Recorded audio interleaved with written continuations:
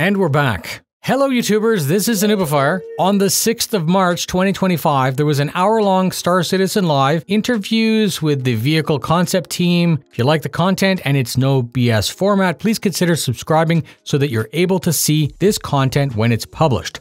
Here's what you need to know. Jared with the usual intro and 4 members of the vehicle concept team. The concept team has the main goal of taking ideas and making sure that the concept could actually work and that it could actually be viable.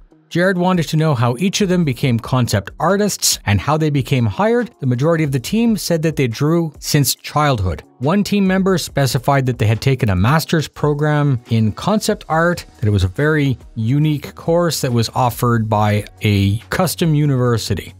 One team member had a degree in gaming art science. I'm going to summarize this entire 15-minute section by saying that each member has had a love and aptitude for this type of art, developed it, and then was hired. Past jobs for these 4 included working on Elite Dangerous, automotive concepting, big games, little games, spaceships, and a spaceship within the movie 65 with Adam Driver. Like Jurassic Park and Star Wars put together, I don't know. It was okay. Jared made the observation that the gaming industry is and can be volatile or unstable, so then asked why these 4 people decided to work here instead of perhaps using their talents in the automotive concept industry. The team in general agreed that the rewards of working on the game is worth any risk. Inspiration and focus come from various sources including media, anime, sci-fi, rockets, space shuttles, and jets. Jared observed that as a concept artist, many items that might be created may never actually go beyond the first meeting, so the question was, how does the panel deal with that? They said that nothing is ever wasted and it's all part of the normal process. They said that even concepts that don't make it might have ideas or parts that may end up in the final or become the beginnings of a new idea.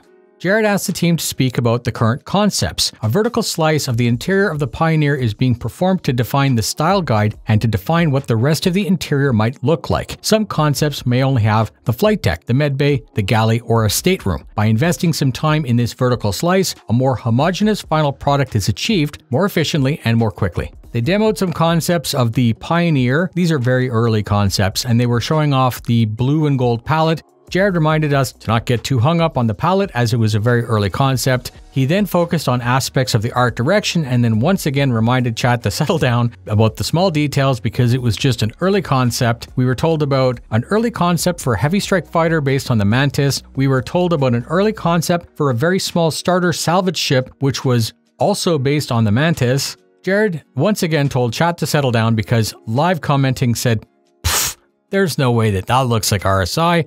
He went on to say that car companies have an evolving style guide, and this game covers hundreds of years, so it's probably fine that all ships by one company do not need to conform to the other ships from that company. The Connie was used as an example as looking similar to other RSI ships, and we didn't have a problem with that. So why do we have a problem with this? One of the 4 members of the panel was born in 2003, which one of the other artists joked that he was actually younger than the core of the game engine that our game is based on. Jared took a pause for 10 seconds to process that information and then moved on. Another concept was said to be from Kruger, a light fighter. Jared was excited because there's been very little activity from that manufacturer. 1950s cars seem to play very heavy in the design, and that chromed Naboo ship from episode 1, the super sleek one, that's kind of what this new thing looks like. The P-52 and 72 have a hole in the middle, so they're looking into a way to add the hole to the new ship in a manner that makes sense. Personally, I'm okay without it. One panel member asked what Buck Rogers was, and Jared applied a sleeper hold to them for 22 seconds, and that's it. Was it a super informative show?